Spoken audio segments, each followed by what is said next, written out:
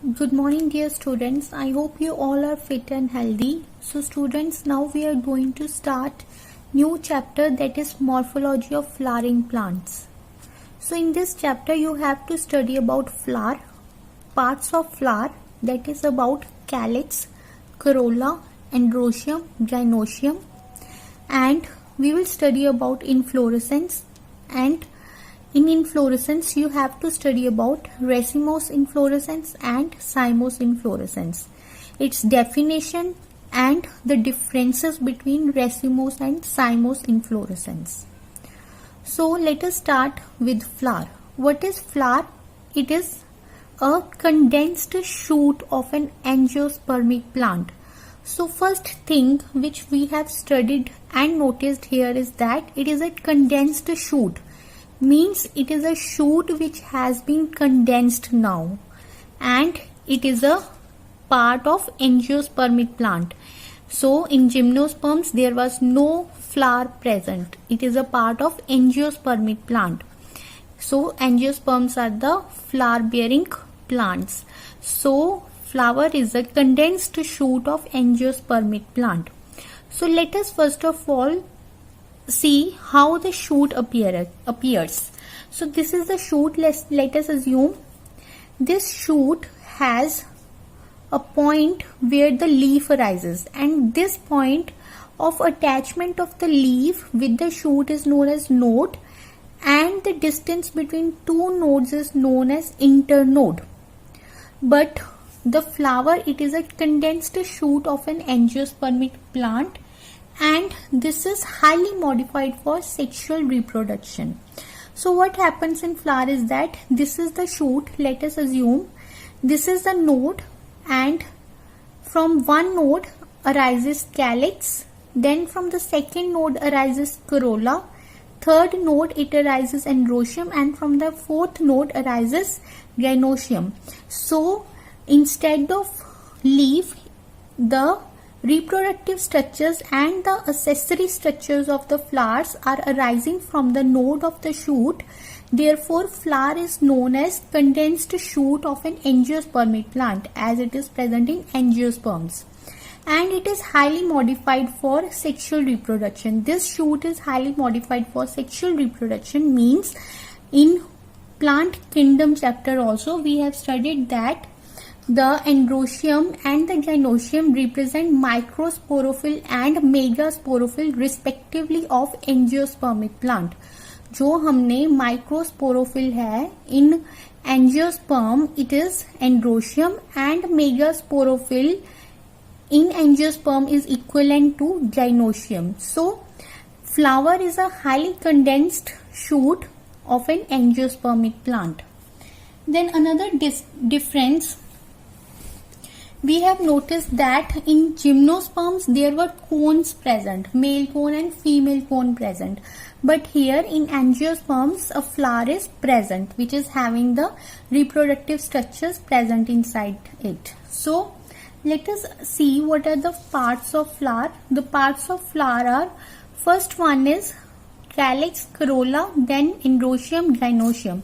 So there are basically four whorls or four structures of flowers are present, and these are, outermost is calyx, then is corolla, then is androecium, then gynoecium. So let us see what is flower and the structure of the flower. This is the flower structure. So here you are observing a stalk-like structure that is known as pedicel. So if you will observe, this is the main branch, and from the node arises the leaf. The stalk of the leaf, you know, you have studied in lower classes also, it is known as petiole. Similarly, the stalk of flower is known as pedicel. So the stalk of flower is known as pedicel. Then there is a swollen structure that is known as thalamus or receptacle, which bears the four whorls or four structures of flower are present on a swollen structure that is known as thalamus or receptacle. So the upper swollen part of the pedicel is known as thalamus or receptacle. So in petiole in leaf there was a petiole, that is the stalk of the leaf. However, in flower, the stalk of the flower is known as pedicel, and the upper swollen region of the pedicel is known as thalamus or receptacle. Then on this thalamus bears the other structures or the four whorls of a flower. So let us start the outermost whorl, that is the known as sepal, and group of sepal is known as calyx. So the outermost whorl of a flower is sepal, and sepal is usually green in color, and it is the outermost whorl and it protects the inner structures. So group of sepals is known as calyx. Then arises the petals. So petals are bright in color and they usually attract insects for pollination, and group of petals is known as corolla. Then there is a stamen or androecium, which is also known as androecium, which is the male reproductive part of a flower, and it is the third whorl or the third structure in a flower. So this androecium or stamen, it is composed of two parts further, that is anther and filament. So this is the stamen, which is consisting of anther and filament. The upper region is known as anther and the lower stalk of this stamen is known as filament. Then the innermost whorl or innermost structure in a flower is gynoecium. Gynoecium is also known as pistil or carpel, and it is formed of three structures, that is stigma, style and ovary. The outermost region, that is known as stigma. Then there is a long structure, that is known as style. Then there is a swollen region, that is known as ovary.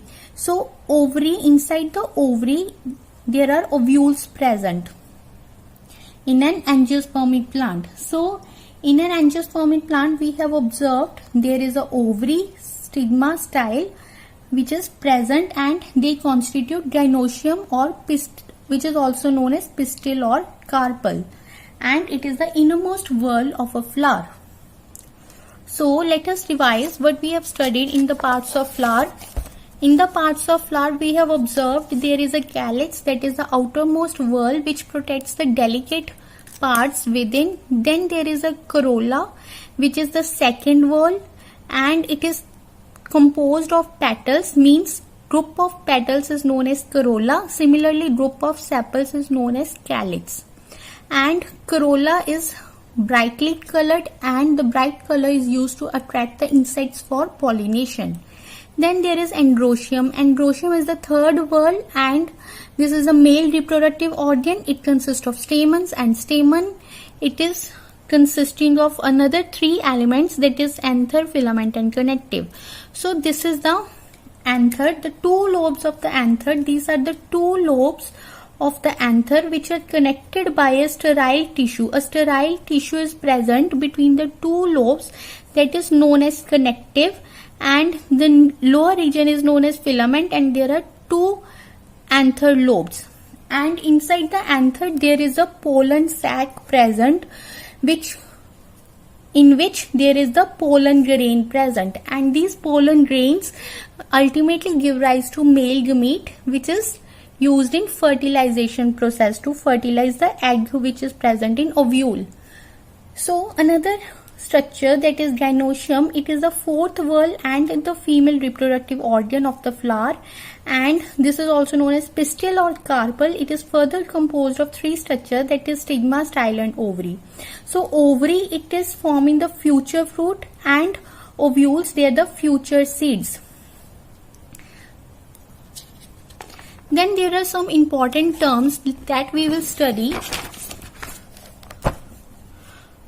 So what is pedicellate flower? This is pedicellate is basically a flower which is having the pedicel. So flower which is having the pedicel means the stalk, they are known as pedicellate flowers, and the flowers which are without pedicel, they are known as sessile flower. Then there is a bracteate. Bracteate, what do you mean by bracteate flowers? Flowers with bract. So the bract is a leaf-like structure. Bract is a small leaf-like structure which is basically a reduced leaf at the base of the pedicel. So at the base of the pedicel, a leaf-like structure is present that is known as bract. So the flowers in which this bract is present that are known as bracteate flowers, and the flowers in which bract is absent, they are known as abracteate flowers. Then there is another secondary bract. So at the base of this flower there is a secondary bract that is known as bracteole. So flowers in which bracteole is present, they are known as bracteolate flowers, and flowers in which bracteole is absent, they are known as abracteolate flowers. Then we will see there is another term that is accessory and non-essential whorls. So non-essential and accessory whorls are sepals and petals. Since they are not directly involved in reproduction of the flower in the reproduction process, so they are known as accessory or non-essential whorls.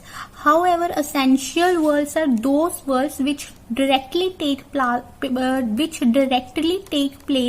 in reproduction, and therefore they are also known as reproductive whorls, and these are androecium and gynoecium. Then there is another term, bisexual flower. Bisexual flower means if in the same flower both male and female reproductive organ are present, then we will say that flower is a bisexual flower. Means in the single flower both male organ and female organ are present, then it is referred to as bisexual flower.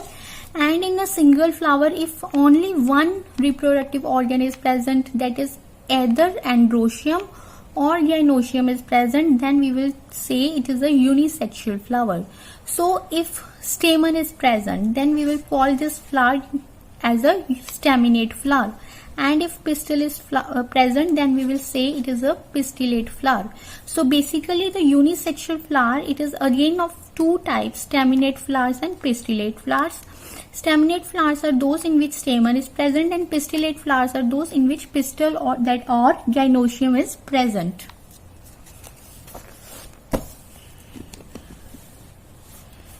Then there is another term, neuter. Neuter is basically a sterile flower in which neither androecium nor gynoecium both are absent in a flower. When that flower is known as neuter flower.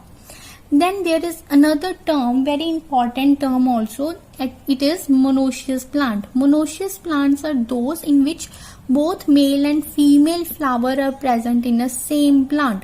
So when in a same plant both male and female flowers are present, then we will say it is a monoecious plant.